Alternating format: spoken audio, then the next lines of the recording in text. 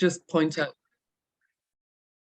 that we've got another talk lined up probably in May, and then also we've got a talk lined up for June as well. And there seems to be getting a bit of a theme on some of the sinkholes and engineering geology theme, because I know Clive's talk is referring to some of the engineering geology. He's not talking about sinkholes this time, but it is related to subsidence and things. So we definitely got a bit of a theme going. Anyway, it gives me enormous pleasure to hand over shortly to Dr. Anthony Cooper, who was at the British Geological Survey. And he's spent quite a long time, and I think we'll find this a quite fascinating talk about some of the problems that are, particularly with the underground gypsum in and around Darlington. And I must admit, as I was coming down on the train today, I noticed a few holes in fields, and I was thinking, oh, I'm sure that's going to be a bit like we're going to hear about tonight. So I'm really looking forward to it. So I'm going to hand over to Tony now to give us the talk, and then hopefully we'll get some questions at the end. So thank you very much for this. Well, thank you, Leslie. Yeah, I'm Tony Cooper. I worked for the BGS for 38 years or so, and started off surveying around Wetherby, north to Ripon, Beedale.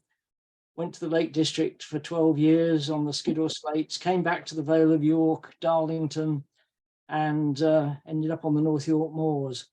At the same time as I was winding up in the latter years of my career, I ran the BGS Geohazards team, shallow geohazards, up to when I retired, and also the mapping in Yorkshire. So I've got a long relationship with Yorkshire, subsidence hazards and gypsum. So what I'm going to talk about this afternoon actually, gypsum and soluble rocks, the Permian zechstein, how gypsum dissolves and sinkholes form, the geology of the Darlington area, water flow and hydrogeology a bit around Darlington, how the sinkholes form there, and a brief mention of anhydrite and salt on Teesside. So that's the basic outline of what I'm going to talk about. Now, I don't know how many people are aware of karst. Most people are aware of caves in Derbyshire, in the Pennines up here, in the limestone. That's karst. And karst also develops in other rocks. It will develop in the chalk, where you get sinkholes, and in the Jurassic, in gypsum, in the Triassic, and gypsum in the Permian. So they're all, and in salt. Salts are buried karst in general in this country. They all relate to rocks that dissolve, and there's an increasing solubility. Right, I'm just going to leave that one in it. There's an increasing solubility through limestone karst up to gypsum and salt. We all know how quickly salt dissolves. The other ones dissolve more slowly. But the sort of thing that happens, I just wonder if I can get rid of, oh, that's better. There was a whole load of people down the side of the, where the text is, and I couldn't see it. So I was in danger of contradicting my text. This is a sinkhole that occurred in 2001 at Sutton Howgrave. This is on the Permian rocks, and this is the sort of thing I'm going to be talking about. This occurred almost instantly. Interestingly, the farmer had a borehole not very far away and was pumping large amounts of water from time to time. Boreholes and sinkholes and water abstraction don't go very well together. So he might have triggered it off, or it might have been completely natural. What I'm going to specialize in this evening is gypsum. And most people will have come across gypsum as satin spar or fibrous gypsum, but there's a lot of other sorts of gypsum. There's alabastrine gypsum. You come across alabaster as a rock. There's crystalline gypsum and so forth. But gypsum is calcium sulfate with water. And it's one of its main areas where it forms are in shallow evaporitic seas, such as around the Gulf, evaporitic mudflats and so on. And it generally forms as calcium sulfate with water. It generally forms as gypsum. If it's very hot, it can form as anhydrite. But most of the gypsum forms in that sort of type of environment. Over geological time, it gets buried. And as it gets buried, it gets squashed and dehydrates. So it recrystallizes and loses the water. And it's a reduction in volume of about 39%. And it changes into anhydrite. So that's calcium sulfate without the water. And it happily sits there as anhydrite underground at depths of 1,000 meters or so, depending on the geothermal gradient. And it stays like that until it's uplifted. And then when it's uplifted, generally at fairly shallow depths, less than 100 meters or so, depending on the adjacent rocks and the hydrogeology, it takes in water, recrystallizes to gypsum and expands by about 63%. Now that looks a bit wrong, 39% down, but increase of 63%. Well, actually, if you work it out, if you take a big volume and take so much water out of it, it's that percentage. If you add so much water back to it, it's a bigger percentage. So it's 63% increase in volume. And that causes all sorts of things. It causes heave of the ground. It causes the rock to expand, and it causes quite strong recrystallization. So gypsum that we see mainly in this country has been through the mill. It's been buried, it's been uplifted, and it's been recrystallized. If you get modern gypsum, it's still sitting in this situation, and it hasn't gone through all these recrystallizations. So this is an example of gypsum from Ripon Parks. And here you can see the bedding where it was deposited.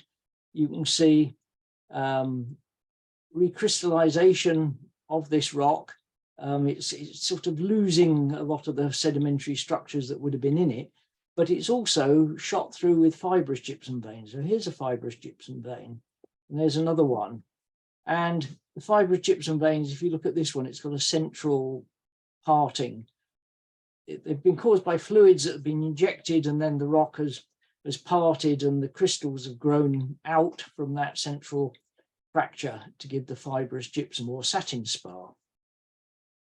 That pressure, when it rehydrates, can do all sorts of wonderful things with the rock. And this fold at Ripon Parks, which is now unfortunately all dissolved away, was at first thought to be a tectonic fold, and this was thought to be a fault zone. But the rocks underneath, the KB Formation and the rocks above the Brotherton Formation, are fairly gently dipping, though the Brotherton's broken up by sinkholes, which I'll explain later. But in the gypsum beds in the Darlington Formation and in the Rockby Formation, they're very contorted. And here you can see fibrous gypsum veins going along and then shooting up through the sequence. And you can see the fold here. As the rock has expanded, it's caused the folding to develop and the release of fluids that have injected the fibrous gypsum veins. And this really messes the rock up. And here you can see a close-up of those sort of fibrous gypsum veins coming through. This is gypsiferous mudstone at Ripon Parks. You've got cross-cutting veins, veins cutting veins. You've got folded stuff. You've got the little central partings here and here. And it's quite a mess, really. And if you can imagine this rock, and then you dissolve away all these fibrous gypsum veins, you'll end up with a plast-rich rock surrounded by bits of clay, lithorelics. And if you think of the Mercia mudstone, that has a lot of fibrous gypsum in it in places. And removing that fibrous gypsum generates this sort of broken up mush of rock. And it's part of the weathering scheme of the Mercia mudstone and of the Roxby and the Edlington and so forth. Now, Ripon Parks had a big cliff of gypsum, and a long time ago, I went there with Doug Holliday, who's an expert on gypsum, and Tony James, who was a chemist from Binney and Partners. And Doug had been to a lecture, and Tony James had presented a talk on how gypsum dissolves. And Doug said, well, if it dissolves so quickly, how come there's a dirty great cliff of it at Ripon Parks? And Tony James said, well, it shouldn't be there. I was just starting to survey the area, so we all went out and looked at the cliff, and lo and behold, there was this big block sitting in the river and looking quite fresh. And Tony James said, well, it should dissolve, it shouldn't be there. So here's the block, and we watched it for a while, over a couple of years, but 18 months later, it's largely dissolved away. And we wrote a paper about the dissolution and how it related to the laboratory dissolution. Here's the cliff with some relic blocks underneath. You can see fibrous gypsum veins going bed parallel on a lot of it. And you can see a bit of a fold here, and then a little overfold there, coming back up. And that really nice recumbent fold is just upstream from here. But here's some blocks of gypsum, and there's a bit of undercutting of the cliff there in 1980. I went back with an American geologist to look at it in about 1990, and we couldn't get down the cliff. I had a rope, but it just wasn't on. And we drove around the other side, and we could walk across the gravels up to the cliff, put our noses on the gypsum, and the whole of the River Ure, which admittedly is quite low at this point, was under the cliff. It had cut back by about 6 or 7 meters in 10 years. And that's that fold just upstream there. If you go there now, well, it's on private land, but if you do go there, it's all dissolved completely. There's hardly any gypsum to be seen. So that's what happens to gypsum. Here's Ripon and Ripon Parks, and it's in the Permian sequence here.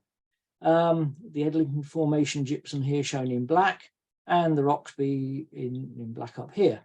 This is the equivalent of the Hartlepool anhydrite in Yorkshire, and this is the equivalent of the Billingham anhydrite, which we'll look at a bit more detail. Things to note are that it's the gypsums overlie aquifers. You've got the Brotherton Formation limestones and dollarstones. You've got the KB Formation dollarstones, and these feed water into the sequence. And that causes dissolution within the rocks. And the sorts of thing that's happened is the water passes through the KB Formation, which has a big dip slope to the west, passes down through the rock, and then comes up underneath into the gypsum, dissolving it as it goes, and then coming up into the River Ure as springs. This is very similar to what we have at Darlington as well. The geological setup is very similar to this, and we'll look at that in more detail in a few minutes. I mentioned the sequences in the north. I use the terms for the Ripon stuff as KB Formation and so on. As you go north, there is a completely different set of stratigraphical names, which is a bit unfortunate. They were all set up by Dennis Smith, who used to be my boss in the BGS in Newcastle, and wrote a lot on the Sunderland and the northeast, and a lot on the Permian in general. But I don't think what he did for stratigraphy really helped very much, because in the Darlington area, you'll be using the terms Raisby Formation and Ford Formation, and they have a bit of an erosional surface and a difference between them.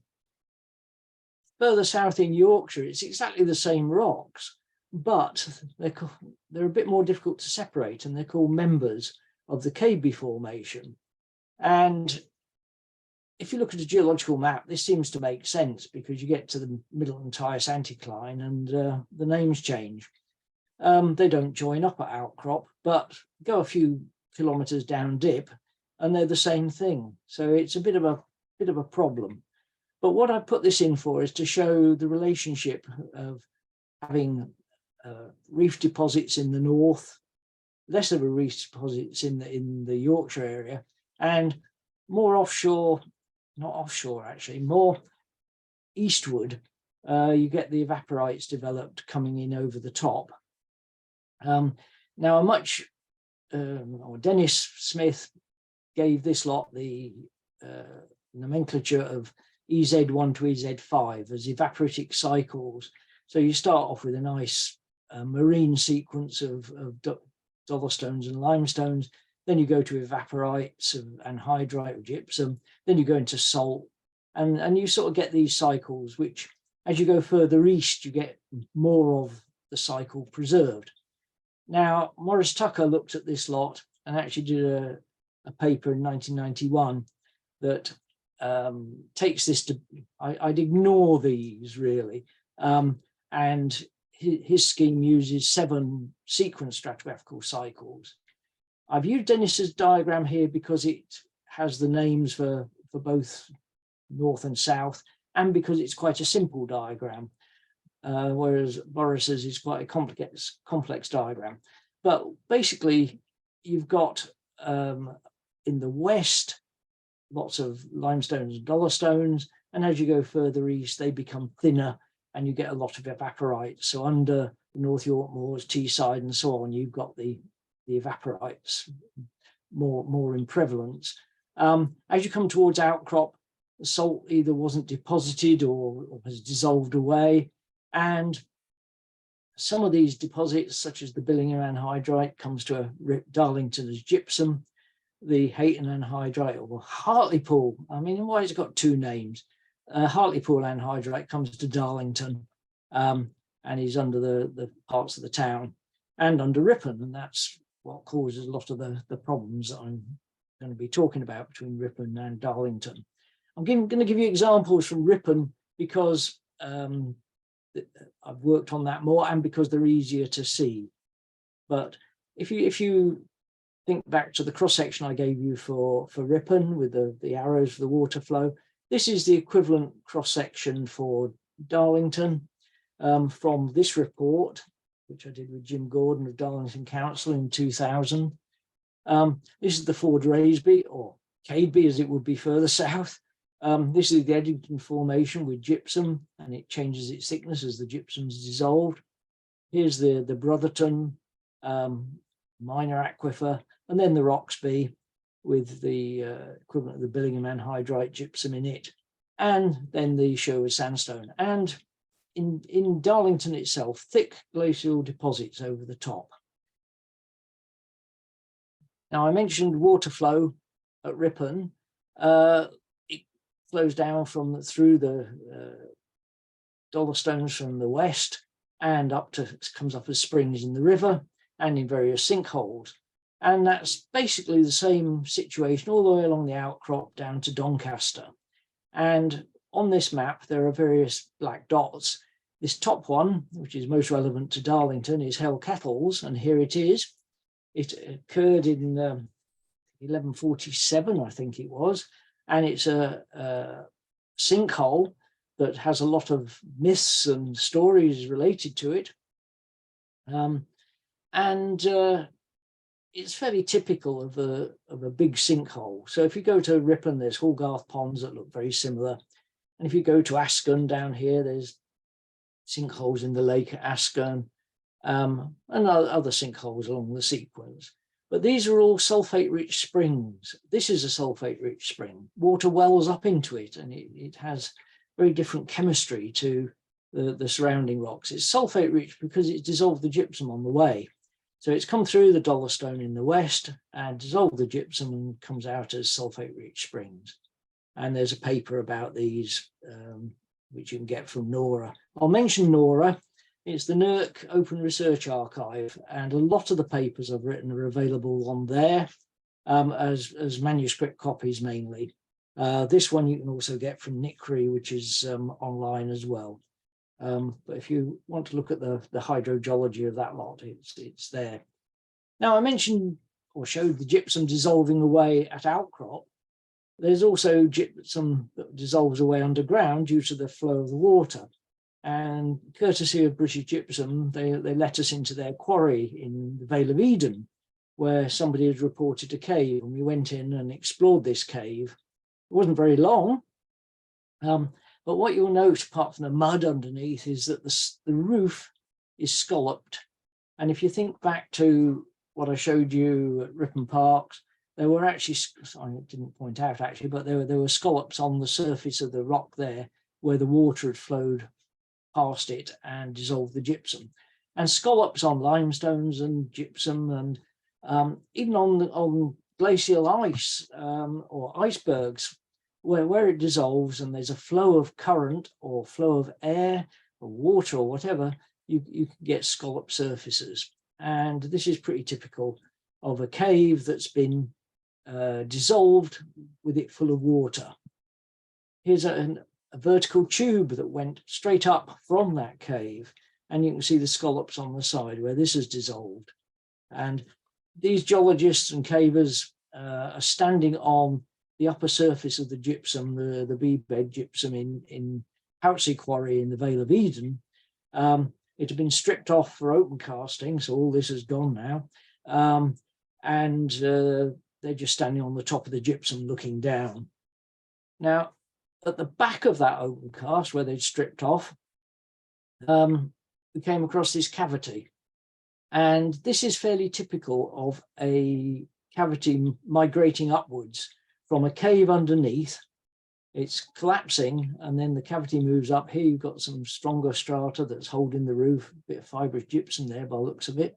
And it will work its way up, and underneath you'll end up with a breccia of collapsed material. And that's how a breccia pipe migrates up. This will probably get to a point where the material underneath is bulked up and it will choke itself up. And if you think to coal mining practice or open casts where they've exposed pillar and stall workings, you can quite often see a breccia pipe going maybe 10 times the thickness of the seam up through the sequence. Now, in these sorts of rocks with soft mudstones and such like, and in an active situation with water flowing through a cave, you can actually wash away the material. So they don't choke quite so readily as they do in coal measures sequences over coal. I showed the thick Hartlepool anhydrite, and if you go up to the Durham coast to Marsden Bay area, you can see these breccia pipes where the anhydrite and gypsum have dissolved underneath, and the overlying rock has collapsed down and made a breccia here of limestones. And you can see it's quite big clasts in this stuff.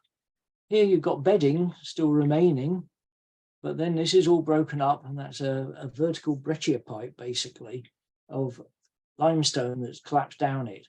Now this is an old breccia pipe. It's been glaciated. The glacial deposits go straight over the top. It's been planed off. It's quite ancient. Similarly, these ones which are down at Sherburn in Elmet, here's the Brotherton Formation, and there are these red pipes, which the old geologists called red horses, and thought they'd come up from below, been pushed up. But what they didn't appreciate is the geometry of the rock face. Now, if you've got a vertical cylindrical pipe, another vertical cylindrical pipe here, and a sloping rock face, it intersects them. It's not very obvious that this has actually got a slope on it, but when you look down here, you can see that it does have a bit of a slope. So this is a cylinder cut through by an angle, and as such, it's not actually stopping there. It would have gone to the top. In fact, you can see a hint of it in here. Would have gone to the top and broken through at the surface. Now, this is also an ancient set of sinkholes that have been collapsed. You can see the curving down of the limestone of the Brotherton Formation either side. This is Rockby Formation that has dropped down from above, the red mudstones that have dropped down, and it's quite ancient. And it's been planed off by the Anglian glaciation down there. Now, I've taken you on a little bit of a trip. We've looked at Sherburn and Elmet down here. We looked at the coast up here and the Vale of Eden there.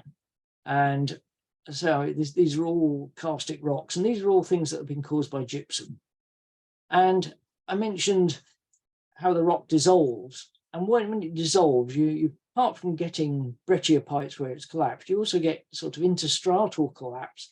And you can quite often come across breccias in boreholes, such as this one here. You can see a depth of 46 meters on this one. But I've cut it off, and you can see the collapsed mudstone. There's grey mudstone, there's a bit of gypsum here. But as geologists, I would please, when you drill into these sequences, if you're drilling in the Edlington or the Roxby, please cut the core, even with a sharp knife, which is what I use here, and a trowel. Because if you look at the outer bit of this, it's caked in brown clay, and this side. And it disappoints me to see borehole logs where it says red brown mudstone soft, and you look at the pictures and somebody prodded it with a knife or stuck their thumb in it, and they haven't cut it off to look underneath to see what it actually is. So just beware that there's a lot of this about. If you're drilling into gypsum sequences, the chances are you'll come across gypsum that's dissolved. You might come across cavities. You might come across stuff that's dropped down the hole. You get sands and gravels washed in. I've seen peaked within them. You can see clays like that lady was standing in inside the cave, and you get these residues of what was left. And it's really important to be able to recognize them. The danger is that somebody says, oh, weathered red mudstone or brown mudstone or whatever, and they don't recognize that they're dealing with this sort of stuff. This is further down in the sequence. Here you can see 66 meters. This is the top of the cave formation. And here we've got no gypsum. The gypsum would have been here, but we've got a breccia with a bit of limestone in here, or dollarstone, and a soft clay there, which I have actually cut off and stuck my thumb in. But this is a dissolution residue of just red brown clay. And you can see it's at 60 odd meters. So you can get some very strange rocks and very bad or difficult drilling in this sort of sequence. This is a graphical illustration of what it's like at Ripon, with brachiopipes and sinkholes, cave fill deposits and caves. And there's a lot of this. And under Darlington will be similar, but perhaps not as extreme. With Darlington, though, there's very thick superficial deposits. When you get down to Hell Kettles, you're probably talking about this situation or this situation here, but with water flow through and then coming up in the sinkhole. Now, Ripon has a lot of these sinkholes. Actually, I think I put this in a bit early, but that shows the area that is affected by them and the dates when they collapsed. I'm going to talk about this in a bit more detail in a second. But oh yes, that was it. The thing I found about the sinkholes at Ripon is that they quite often occur in lines. So you can get a pattern of sinkholes. There's an orientation to them. Here's a line, there's a line, there's a line, there's a line. And there's quite a few lines up here as well. And the overall orientation of this belt, which is actually the edge of a buried valley, is also partly joint controlled.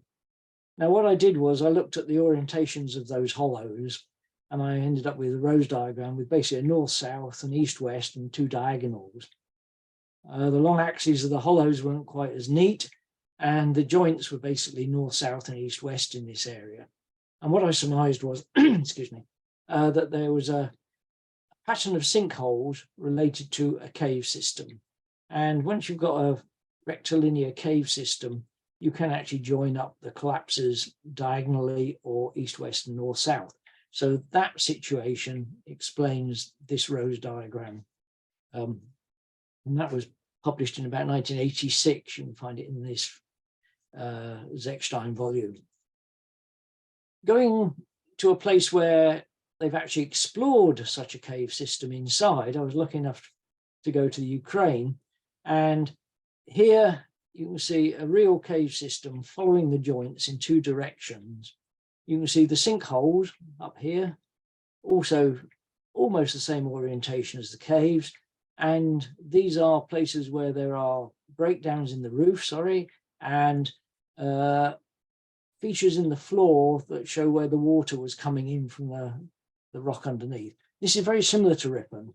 It's got an aquifer with gypsum above it and a cave system in it. And this is part of the cave system, and you can see the material that's funneling in. If you could imagine this full of water, this fine-grained material will probably just wash away into the cave system.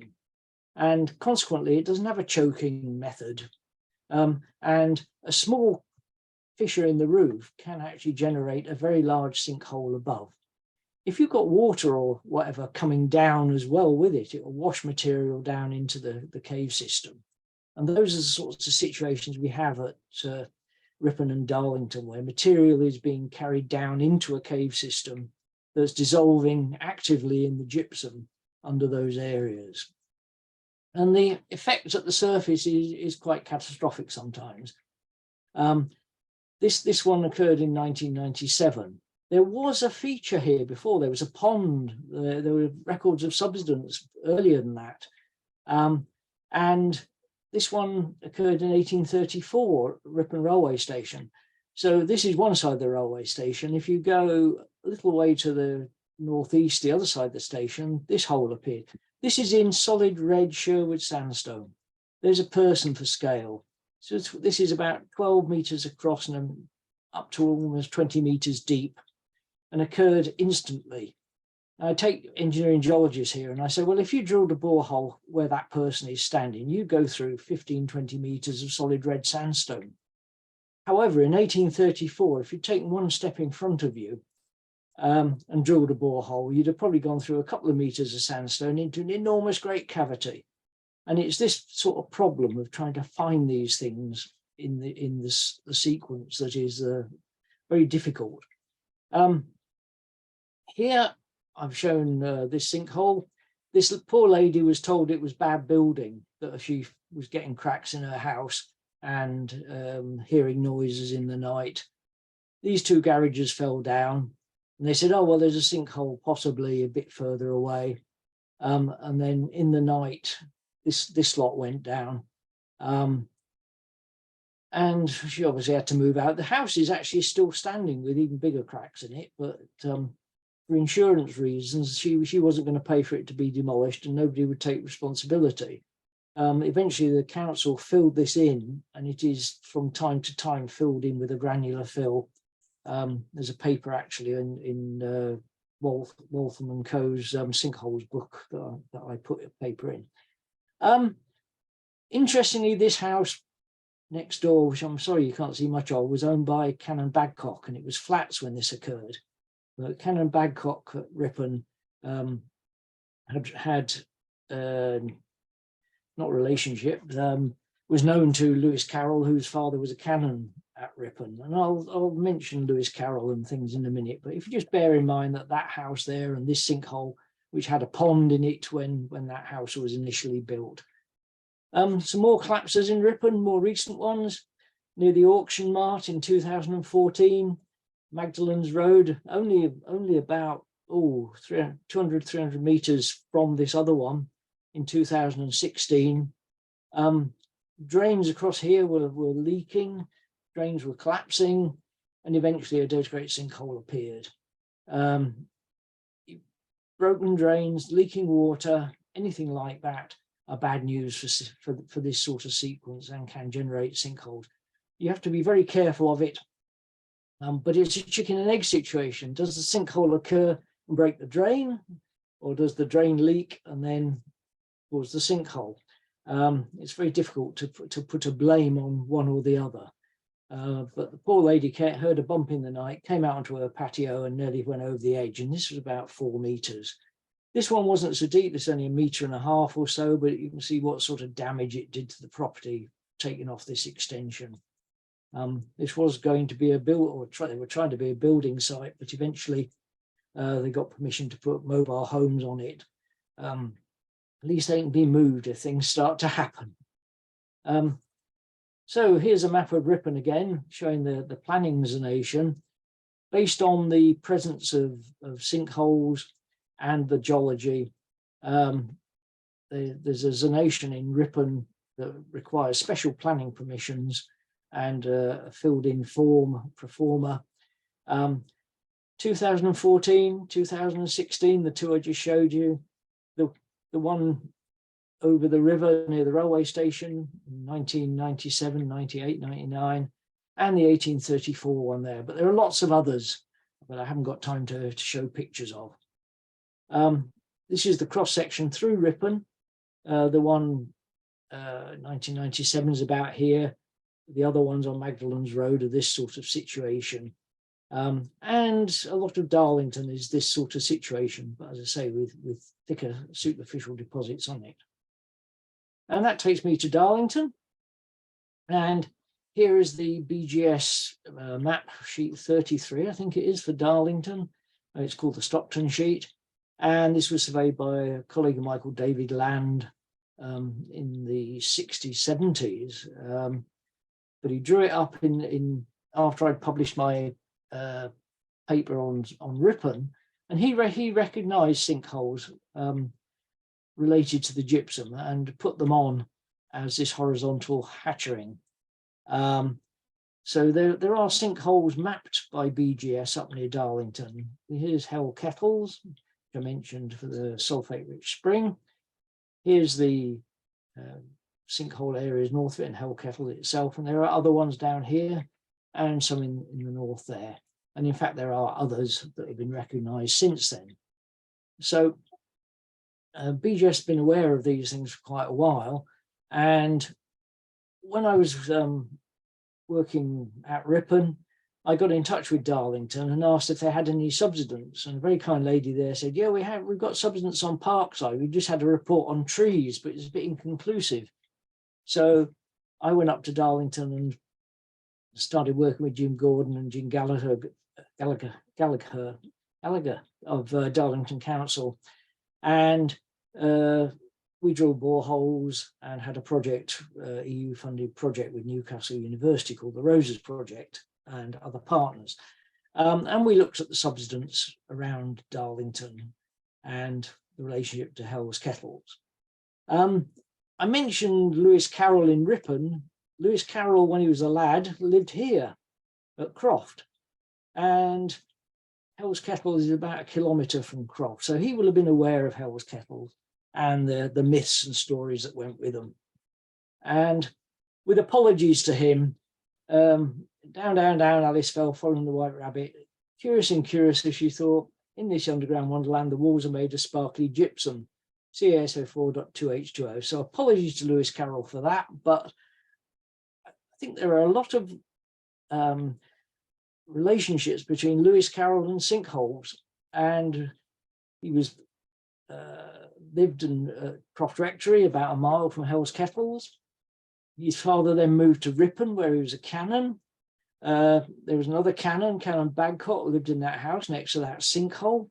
And his daughter, I believe a picture was sent to Tenniel saying, this is the sort of person I want as the little girl in Alice in Wonderland. Some friends of his at Littlethorpe, south of Ripon, had a big collapse in their garden. And when he wrote Alice in Wonderland, he wrote it as Alice's Adventures Underground. And here's a manuscript copy of Alice's Adventures Underground that he gave to Alice, Alice Liddell, I think. Sorry, I might have got that wrong, but as a present. He gave it to one of the girls anyway as a present. So who needs rabbit holes when you've got sinkholes? But I think if he tried to have written it as a sinkhole, it wouldn't have gone down quite as well. But that's Lewis Carroll's relationship to Ripon and Darlington. Now, getting back to more serious things, this is some work on the superficial geology we did for the EA at Darlington, drawing cross sections. And I'm not going to talk much about the superficial deposits. This talks about gypsum. But if you want to read up on what was done, there's a report that relates to it here. But basically, there's a lot of glacial till covering the area. There are moraines, there are laminated clays, you've got advance and retreat of the ice, big tongue of ice in here at Teesside, which is late, but earlier on it would have gone right down the Vale of York to York and then retreated back. So you've got these retreat stages and glacial deposits that were left, and various outwash deposits and so on, with glacial lakes further south and so forth. But what's really important with this lot is the rockhead contours. So here on that same report, using all the boreholes that were deemed suitable, you can see that there's a big buried valley running out to Teesside, with down to about -50, running out to the coast. And this buried valley cuts across next to Darlington. And then, as I say, there are very thick superficial deposits in it. Now, for the study I did with Jim Gordon, we looked at rockhead. Now, I apologise for this. This is taking the boreholes as they were presented. And you can see there are bullseyes. Are those real?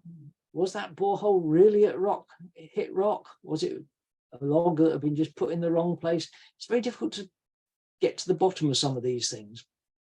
But basically, it shows the thickness of superficial deposits. Here's Darlington with the Ford and Raisby coming out to the west with thin superficial deposits on them. Really thick superficial deposits filling this buried valley system. And some areas with Sherwood sandstone coming out near the surface to the south. So that's that's about all I'm going to say about the superficial deposits at Darlington. You know, they're thin in one direction and very thick in the other, filling this buried valley. Going back to the geological sequence, I've drawn, well, it's basically the same diagram that we have for Ripon, but here you can see the Raisby and Ford formations, the Hartlepool anhydrite and gypsum, the Billingham anhydrite, and the aquifers underneath them. I'll show this again, that's just to show the relationships. So here you've got the Ford, the Raisby, the Hartlepool anhydrite coming in over the top. The situation with the reefs is more what you see further north. Have a look at Dennis Smith's Sunderland memoir and things like that. And the younger formations tend to be a lot more regular coming in over the top. They're regular coming in over the top until things start to dissolve and disrupting them. There is a change in the geology related to the Hartlepool faults. So there's quite a lot of influence on the sedimentology of the Permian rock related to basement structures. And the Hartlepool faults are a basement structure. And there are folds. So down here at the south, we have the Middleton Tyas anticline of Carboniferous sticking up. Here we've got some hills of Carboniferous sticking up. And then up here, we've got a fault zone with a change in the Permian sequence. So this dips off more gently towards the east. This comes along and hits a reef edge and is rather different, but here's a bit of the Hartlepool anhydrite in there. And you can see the sort of relationship with these buried Carboniferous hills with the Permian sequence. And then this is section P2, which is sort of more or less through Darlington, dipping eastwards with the sequence coming in. This is Darlington again, basically the same sequence dipping eastwards. I've shown this before with the changes in the thickness due to the dissolution of the gypsum in the sequence. And what I did with Jim Gordon was to look at all the boreholes that we had access to. And this map is coloured up, showing the geology at Rockhead. So Sherwood sandstone in orange and the Ford and Raisby in blue and so on. And you can see there's hills of Carboniferous sandstone up here, faulting, and a syncline through Darlington, and then effectively an anticline, faulted anticline, and then it comes into a bit of a syncline and then goes over the Middleton Tyas Carboniferous anticline. So it all thins out across that. and that probably just plunges underneath, and then the sequence over here would just carry on into Yorkshire with a name change that isn't convenient for stratigraphy or 3D modelling or anything like that, and really needs sorting out. But here I've changed the geological map. If you think back, I'll give a warning actually that if you look at the BGS digital geological map online, or using a WMS link into your GIS or whatever you want to do with it, you'll get this line work with the syncline. If you look at the paper map, this is shown as a sort of closing off little basin and rather different by David Land that mapped it. Please look at the most modern maps. Also look at the paper maps, because they sometimes have more information with like dips and so on that you don't get from the digital maps. But the digital maps are updated and the paper maps are static. And I sadly went to an office and was presenting a report, and the people said, well, your report's different to the geological map that we've got on the wall. Unfortunately, the geological map on the wall was from 1930, reprinted in 1960, and wasn't the most sensible map to be looking at. So paper maps are lovely, but do check to see if they accord with the modern digital maps. That might save you a bit of effort. Using those boreholes, I looked at the base of the Permian sequence, and you can see the lapping onto the hills here and so on. You can see the syncline affecting the base of the Permian quite happily.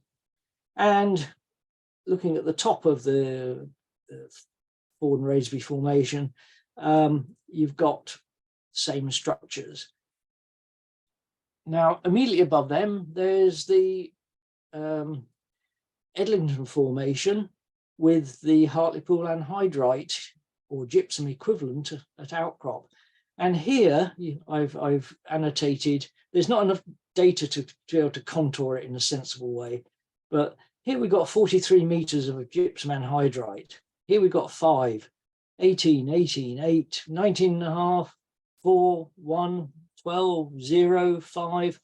It's all over the place. And if you can imagine how it dissolves in piecemeal manner, collapses in a piecemeal manner, and has caves in it, that's what's happening under Darlington, especially in the Edlington formation. So it's got a lot of variation in thickness. Here are the structure contours for the top of that formation, basically, but there will be places where they just drop if you hit a sinkhole or something like that. And there's the ones for the top of the seam formation. Now, above that, there's the Roxby formation with the Billingham anhydrite gypsum in the base of it. And here you can see the thickness. There's 6 to 8 meters of it, but it dissolves away to nothing in a lot of places.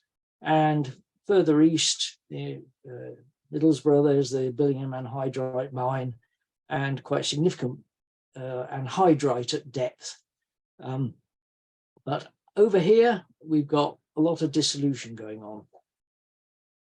And then we've got the Sherwood sandstone cropping out with structure contours. I'll hasten to add that all those maps are out of this report with Jim Gordon, and there's a summary of the borehole data as well. So if you go to Nora, you can download that and get the report if you want it.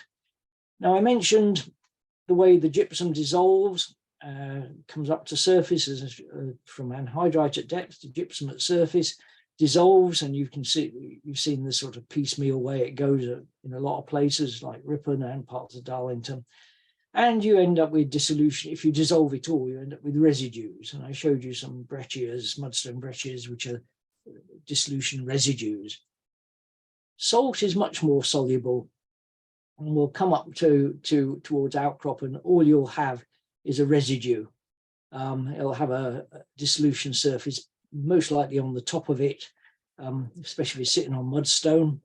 And from that point of view, it's very similar in Teesside to what it is over in Cheshire and such like.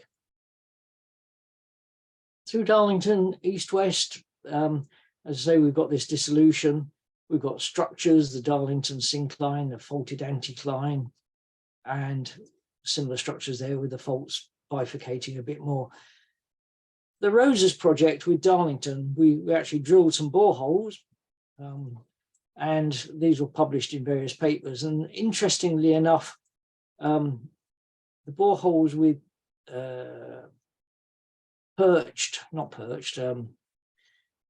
separate piezometers, stacked piezometers. We've managed to get stacked piezometers into 2 boreholes. Sadly, 2 of them weren't stacked. But in borehole 1 to the east of Darlington, hydrogeology showed that there was water coming up from the underlying rock, from the Ford and Raisby into the gypsum, dissolving it. And the one further west actually had the water in borehole 2 going down into the sequence. What you don't see in this is the difference in elevations of those boreholes. So it sort of fitted with what we sort of expected, that the higher up there's more hydrostatic pressure, it's a higher level, feeding down to lower levels with springs. So Hell's Kettle, Crop Kettle they've called it on here. I think that's John Lamont Black called it that in our paper. That has artesian water. This has water coming up, this has water going down, and there's an overall passage of water to the southeast. And here's the regional trend on the aquifer to the southeast, and you can see this is higher than that. And you can also see that these are artesian, and this would be artesian, but it's got a thick deposit of superficial deposits over the top of it. And it's those that make the difference between what happens in Ripon and what happens in Darlington. This is Hell's Kettles again, seen from the air. You've got 2 here, you've got a bit of a sinkhole there, a bit of a collapse here, and there was another one over by the road. You'll notice this one's completely different colour, and that's because it's calcareous, it's sulfate rich, and it's an SSSI with Cara hispida, an interesting alga. Like Froth Kettle, like Poolgarth Pond, sorry, at Ripon, this sinkhole steams in the winter because it has artesian water coming up. It doesn't freeze very often. So if you're looking for a place that's got myth and story about it, Hell Kettle or Hell's Kettles is the place to go. And what we surmised at Darlington was that we had the water passage through the Ford and Raisby formations, dissolving the gypsum. We also had passage of water through the glacial till, which was generally downwards in these areas. The till actually has sulfate-rich water in it as well, but that's from the weathering of pyrite. So that's something which was proved by isotopes. So that's something to watch out for. But whereas Ripon has breccia pipes and sinkholes, Darlington is largely cushioned where the superficial deposits are thick by laminated clays and interbedded sands. And what happens is, or appears to happen, is that the sands funnel into the gypsum caves underneath, and you get a much bigger subsidence feature than you would if it were just a breccia pipe coming up to the surface, giving you a very sharp subsidence feature. I've mentioned dissolution residues and gypsum. Going just a bit further east to towards Teesside, you've got the Billingham anhydrite mine in the Billingham anhydrite, and you've got halite further east from that, with dissolution residues remaining in the sequence. Billingham mine was mined as conventional mine. The halite has for quite a long time been worked from boreholes, and it's never been mined as such up here. Obviously further south towards Whitby, you've got in other parts of the sequence the present Bulby potash mine and the new mine coming on board in the polyhalite, but that's lower in the sequence than this bit. Going to Middlesbrough, there were boreholes that were drilled, I think, for coal initially. They didn't find coal, but they did hit salt. So in the 19th century, there were brine wells, and these are the locations of 19th century brine wells. And the Vulcan Street works with the Vulcan Street wall, which is a heritage wall left, the only bit left of the salt works in that part of Middlesbrough. So you've got these old salt works at Middlesbrough all along this side here. Then in the late 19th century, early 20th century, boreholes were drilled to get brine. And these are rather random boreholes. If you go to Salt Hole Nature Reserve, I think it's probably this bit actually, you'll see subsidence lakes or flashes caused by this brine extraction. They didn't seal the holes up very well. These ones in the north at Greetham, quite a few of those have had to be cemented back up to try to protect the aquifer in the Sherwood sandstone from getting brine pollution in it. You've got the dissolution front of the salt approximately through here. Note it's probably a bit further out than that shown in there. Depends which maps you mash together to make this sort of diagram. And here we've got the controlled brine situation where they're well spaced, they're deep, and within reason they should be stable. So this area is a bit more dodgy, whereas this is probably quite sensible. Maybe this as well. But you go sticking them too close together, pumping out too much brine, taking the brine out of the interface between the salt and the overlying mudstone, rather than making caverns within it, and you can trigger off all sorts of subsidence. And in fact, that's the sort of situation that occurred in a lot of Cheshire, which also has deeper stuff like this down dip in Cheshire. So I'll put a plug in for a paper in the QJGH with Colin Surridge and myself that we described some of the salt dissolution in Cheshire. But if you go to the Geohazards volume, chapter 16's I think on salt, and chapter 14's on gypsum problems, and this is basically a diagram taken from the salt part of that. Now, not all sinkholes are a bad thing, and if you go north of Ripon, there's the golf course there, and it's got the most beautiful sinkholes and bunkers, natural bunkers. You can't see this when you try and drive across the valley that's just south of it, and it's one of the delights for visitors that they suddenly found their ball has gone down a large hole. So not all sinkholes are a bad thing. Anyway, I'd like to thank lots of my colleagues at BGS, especially Vanessa Banks, Andy Farrington, Helen Reeves, and now at Jacobs. And Harrogate Borough Council that helped me a lot, Darlington Borough Council, Jim Gordon, Jim Gallagher, Dennis Smith, Doug Holliday, Ian Burgess, John Powell, all helped me at BGS. Tony James in the Gypsum part, Paul Younger, who sadly passed away, the Roses Project, Alan Thompson at Ripon, my friends from Ukraine and Spain, and students that worked with us from Leeds University. So that's basically the end of my talk.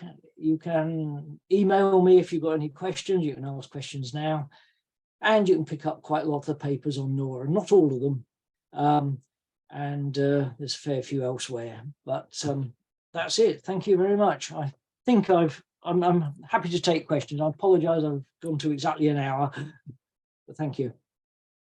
Well, thank you very much, Tony. That was yeah, very interesting talk. So it's a little scary what happens with the ground beneath our feet if it disappears suddenly. It always seems to be the thing. But yeah, has anyone got any questions?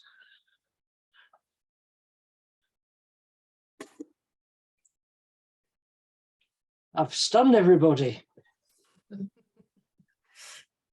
I was just going to say, Tony, that one of the things that thank you for showing a photo of Marsden. I go there quite a lot with students and things. And I think my first ever geology field trip as a student from Durham was to Marsden, so it's nice to see that. But I was quite surprised by those volume changes that you were talking about right at the beginning, about the the volume increase as the gypsum comes up. It's quite staggering amount, really. But yeah, and it was interesting to see the folding associated, presumably, with that. Yeah, I'll also add, actually, which I didn't talk about here, but that hydration of anhydrite to gypsum can actually cause heave.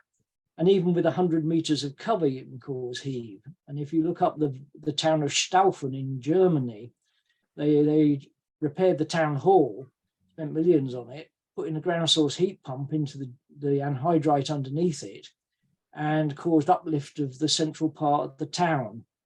And this is something that people should bear in mind. You don't want to put ground source heat pumps or anything like that into gypsum because it dissolves and you open up pathways, into anhydrite because it hydrates and can cause heave. Heaving, tunneling and all sorts of things like that in anhydrite as well. So it's something to beware of. Good to know. Is there much sort of catastrophic subsidence failures in Darlington, or does it tend to be sort of, the couple you mentioned from the council, were they fairly like just a bit of cracking, or was it actually? Because of the cushioning effect of the sand, such like interbedded in the sequence, the sinkholes don't tend to be so sharp and so small. They tend to spread out a bigger area. However, in Skerne Park, there was a hole that was about 1.5 meters, 2 meters across and several meters deep that just came up through the sequence.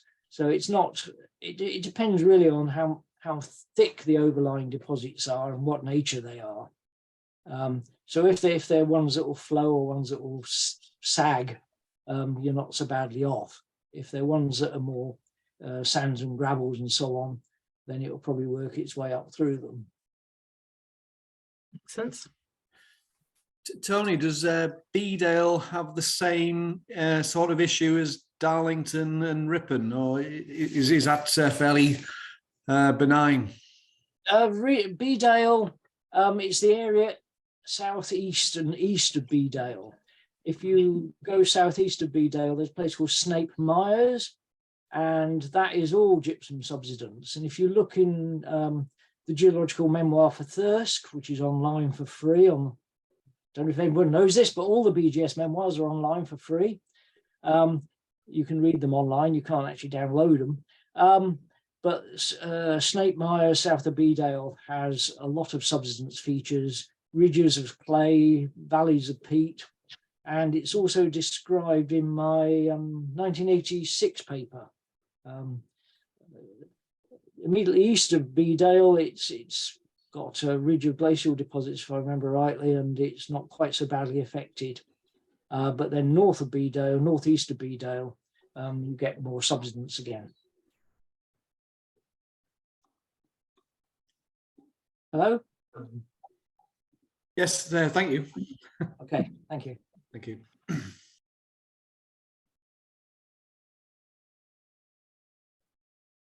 We got any more questions, or I think that's it, unless anyone shouts up.